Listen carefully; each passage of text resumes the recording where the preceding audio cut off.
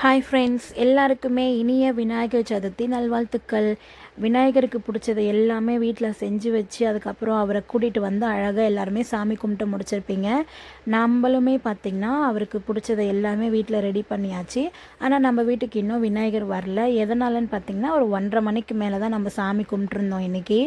ஏன்னா நைட்டு கொஞ்சம் தூங்குறதுக்கு லேட் ஆகிடுச்சு.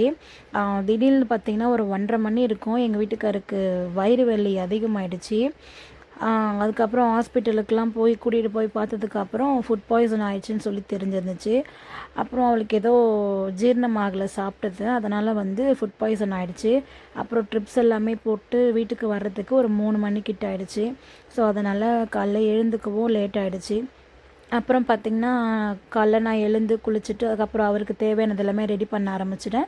அப்புறம் அவருமே பார்த்திங்கன்னா 1:30 மணிக்கு மேலே விநாயகரை வீட்டுக்கு கூட்டிகிட்டு வந்தார். அதுக்குள்ளே நான் பார்த்திங்கன்னா அவர் அழகாக அலங்காரம்லாம் பண்ணிவிட்டு அவருக்கு எருக்கம்பூ மாலை அதெல்லாமே போட்டு அவருக்கு பிடிச்சதை எல்லாமே பார்த்திங்கன்னா அவர் முன்னாடி இலை போட்டு வச்சாச்சு.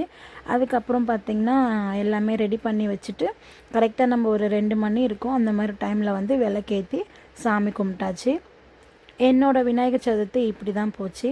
நீங்கள் எப்படிலாம் சாமி கும்பிட்டீங்க அப்படின்னு சொல்லிட்டு மறக்காமல் கமெண்ட் பண்ணுங்கள். இந்த வீடியோ பிடிச்சிருந்தா நம்ம சேனலை மறக்காமல் சப்ஸ்கிரைப் பண்ணிவிட்டு லைக் பண்ணிக்கோங்க.